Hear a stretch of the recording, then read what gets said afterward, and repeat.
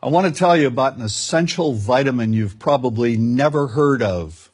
If you're a parent or plan to be one, it might be more important to your child's growth than all other vitamins combined, and only you, a parent, can provide it. I call it vitamin N, the word no. More and more children, I find, are suffering from vitamin N deficiency, and they, their parents, and our entire culture are paying the price. Let me illustrate my point with a story that's quite typical. A father, I'll call him Bill, gave his son, age 5, pretty much everything the little boy asked for. Like most parents, Bill wanted more than anything for his son to be happy, but he wasn't. Instead, he was petulant, moody, and often sullen. He was also having problems getting along with other children.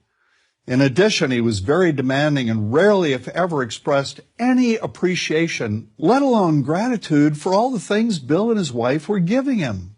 Was his son depressed, Bill wanted to know? Did he need therapy? His son, I told him, was suffering the predictable ill effects of being overindulged. What he needed was a healthy and steady dose of vitamin N. Overindulgence, a deficiency of vitamin N, leads to its own form of addiction. When the point of diminishing returns is passed, and it's passed fairly early on, the receiving of things begins to generate nothing but want for more things. One terrible effect of this is that our children are becoming accustomed to a material standard that's out of kilter with what they can ever hope to achieve as adults. Consider also that many, if not most, children attain this level of affluence not by working, sacrificing, or doing their best, but by whining, demanding, and manipulating. So in the process of inflating their material expectations, we also teach children that something can be had for next to nothing. Not only is that a falsehood, it's also one of the most dangerous, destructive attitudes a person can acquire. This may go a long way toward explaining why the mental health of children in the 1950s, when kids got a lot less, was significantly better than the mental health of today's kids. Since the 50s, and especially in the last few decades, as indulgence has become the parenting norm, the rates of child and teen depression have skyrocketed. Children who grow up believing in the something for nothing fairy tale are likely to become emotionally stunted, self-centered adults. Then, when they themselves become parents, they're likely to overdose their children with material things. The piles of toys, plushies, and gadgets one finds scattered around most households.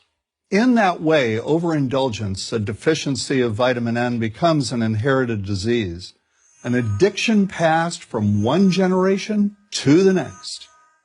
This also explains why children who get too much of what they want rarely take proper care of anything they have.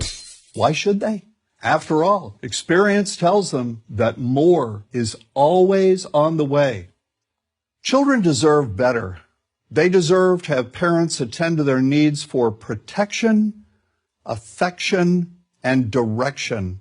Beyond that, they deserve to hear their parents say no far more often than yes when it comes to their whimsical desires. They deserve to learn the value of constructive creative effort as opposed to the value of effort expended whining, lying on the floor, kicking and screaming, or playing one parent against the other. They deserve to learn that work is the only truly fulfilling way of getting anything of value in life, and that the harder they work, the more ultimately fulfilling the outcome. In the process of trying to protect children from frustration, parents have turned reality upside down. A child raised in this topsy-turvy fashion may not have the skills needed to stand on his or her own 2 feet when the time comes to do so. Here's a simple rule. Turn your children's world right side up by giving them all of what they truly need, but no more than 25% of what they simply want. I call this the principle of benign deprivation. When all is said and done, the most character-building 2-letter word in the English language is no.